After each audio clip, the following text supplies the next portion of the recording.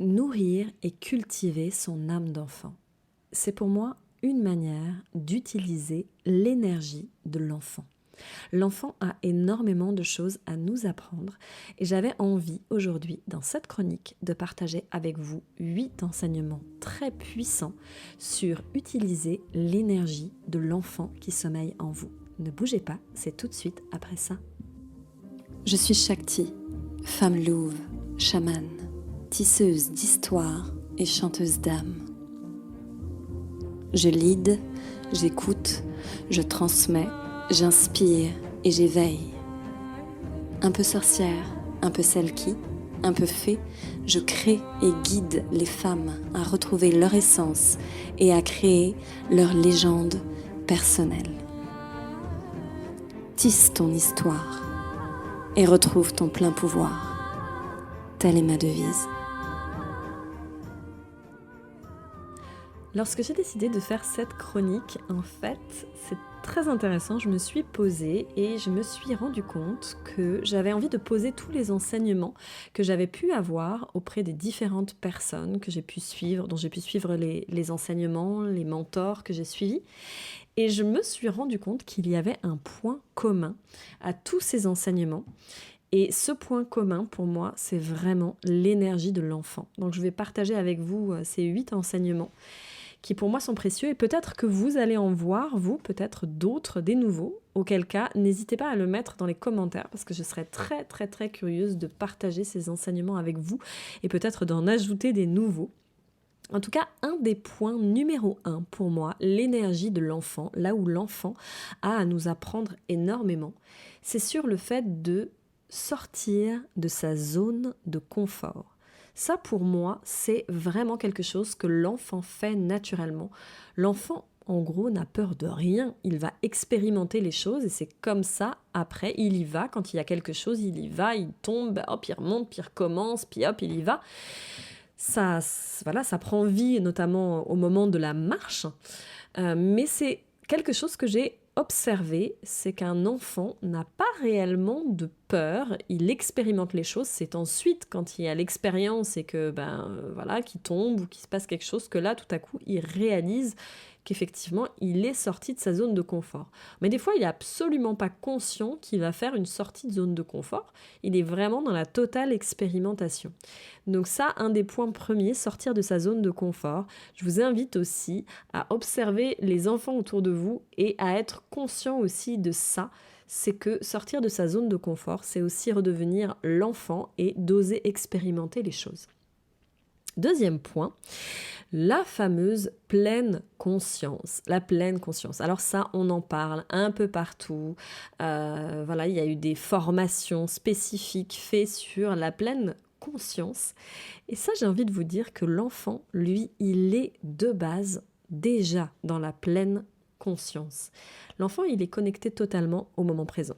Et pas plus tard encore que, là j'avais un épisode ce matin, mes enfants, le moment de la préparation pour aller à l'école, qu'est-ce qui se passe? Vous vous donnez des indications parce que vous savez qu'il y a des choses qui vont arriver dans le futur, qu'il va falloir amener vos enfants à l'heure, à l'école, et vous leur donnez l'information par exemple d'aller mettre ses vêtements, et vous êtes sûr que l'enfant, lui, si à ce moment-là il a vu un livre et qu'il avait envie de l'ouvrir pour voir ce qu'il y avait dedans, eh bien, il regarde le livre et il prend le temps de regarder ce qu'il y avait dedans et il se connecte totalement à l'instant présent. Alors souvent, ça agace beaucoup les parents, mais j'ai envie de dire, ce sont des maîtres de l'instant présent, de la notion de la pleine conscience, c'est-à-dire d'être pleinement connecté juste au moment, à l'instant T, à ce qui se passe, à observer les choses, à être dans la contemplation. Donc ça, c'est un deuxième enseignement de l'enfant.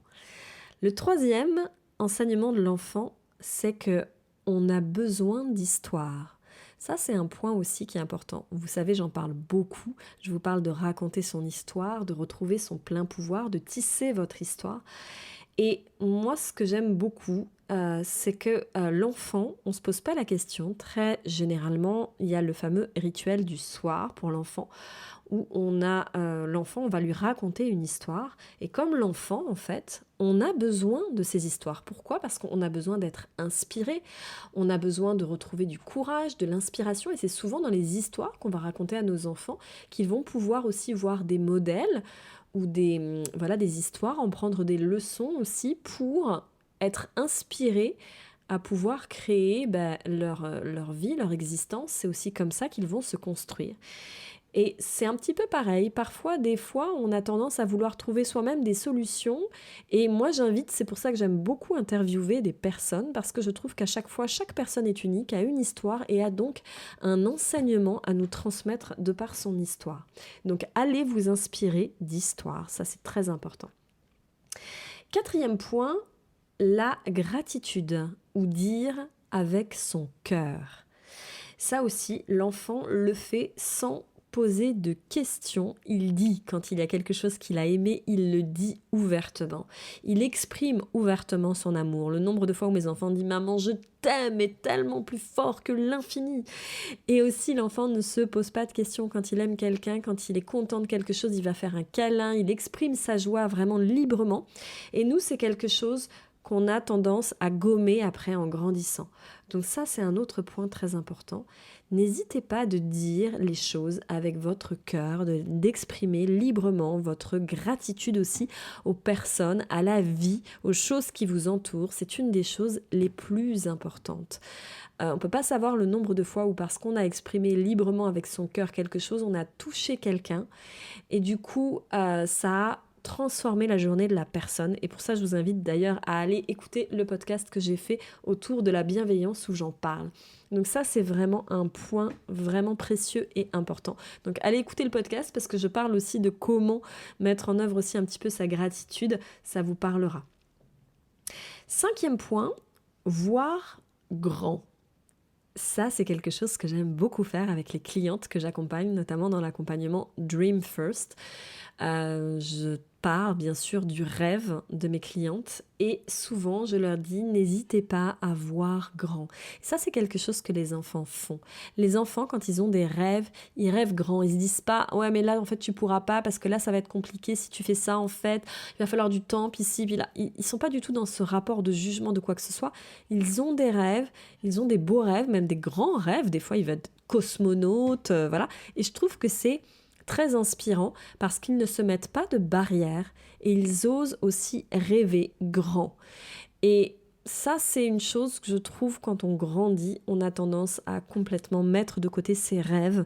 Et pour moi, tout le travail d'ailleurs que je fais en coaching quand j'accompagne mes clients et mes clientes, c'est d'aller vraiment se reconnecter avec cette part de l'enfance, avec cette part de rêve qui est pour moi un des piliers, c'est vraiment la graine de la réalisation de nos rêves et aussi de l'accomplissement de notre mission de vie.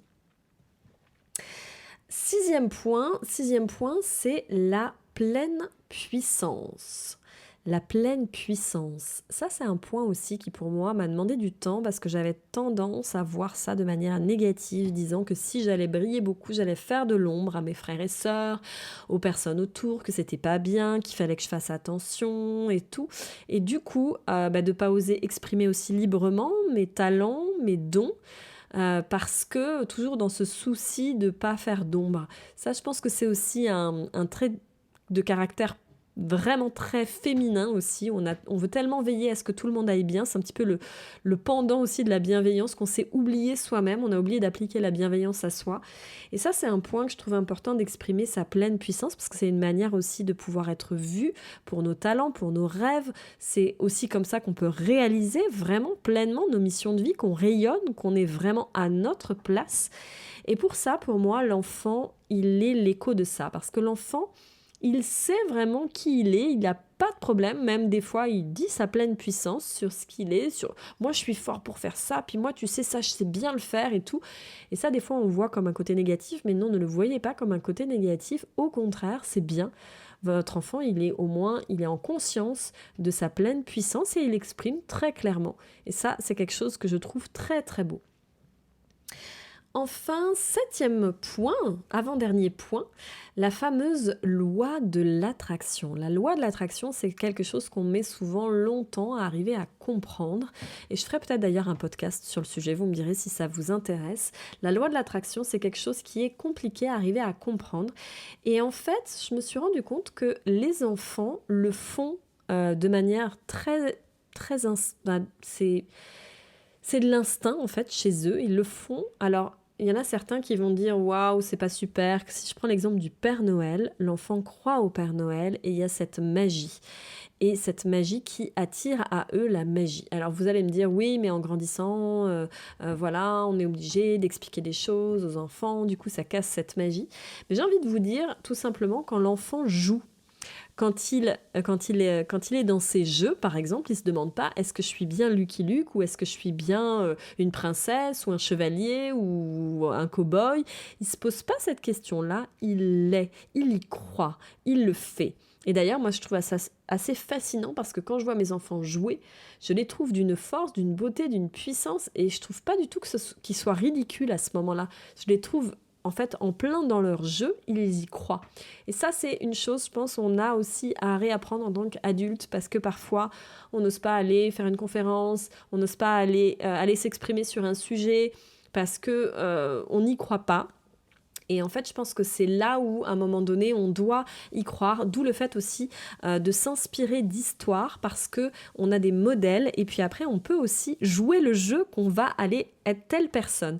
Et souvent, rien que ça, dans la posture, notamment Tony Robbins en a beaucoup parlé, c'est une manière de croire en son jeu. Et c'est une manière, du coup, d'y croire, de l'incarner, et du coup, c'est une manière aussi de l'attirer, parce qu'on y croit, on garde la foi. Donc, automatiquement, dans la loi de l'attraction, c'est ça aussi. Plus je vais me mettre dans la situation que j'ai déjà une chose, que c'est déjà là, eh bien j'ai beaucoup plus de chances de l'attirer à soi. Et donc j'ai envie de vous inviter à revoir vos jeux d'enfants ou les enfants qui vous entourent parce qu'ils ont cette faculté de le faire, de faire comme si les choses elles étaient déjà là.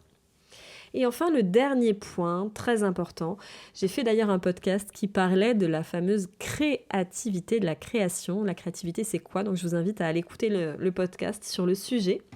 Mais la créativité, ça c'est un point pour moi, l'enfant il est à fond dedans, c'est-à-dire que son pouvoir d'imagination, il est très puissant et il est déjà là, il le cultive. Et on a tendance, plus on grandit, plus à gommer justement cette partie d'imagination, cette partie d'invention qui est pourtant très présente depuis tout petit avec l'enfant. Donc ça, c'est quelque chose aussi que je vous invite à aller explorer, à observer les enfants et à aller réveiller un petit peu l'enfant à l'intérieur de vous, c'est-à-dire développer votre pouvoir d'imagination. Et cela, peu importe que vous ayez déjà les moyens, par exemple, d'un projet ou de quelque chose, mais tout simplement de ne pas donner de limites. Voilà, ainsi s'achève notre session sur le pouvoir de l'enfant et comment utiliser l'énergie de l'enfant dans notre vie personnelle afin de pouvoir accroître et bien sûr réaliser pleinement nos rêves. N'hésitez pas à me partager, peut-être que vous avez d'autres enseignements de l'énergie de l'enfant que vous avez envie de me partager, donc n'hésitez pas à le mettre dans les commentaires, je serais absolument ravie de vous lire, de mettre aussi des petits cœurs, des petits pouces, cela me montrera que cette chronique vous a plu et puis me permettra peut-être d'en faire d'autres sur le sujet, si cela vous passionne et vous intéresse. En tout cas, allez faire un tour sur mon site www.rêvecréetransmet.com afin d'aller télécharger d'autres outils que j'ai mis à disposition, des vidéos, des visualisations, vous avez aussi des vidéos sur ma chaîne YouTube. N'hésitez pas à aller utiliser tous ces outils-là. Et je vous souhaite une très très très belle journée. Je vous dis à très bientôt pour un autre podcast. Et n'oubliez pas de tisser votre histoire pour retrouver votre plein pouvoir. À très bientôt.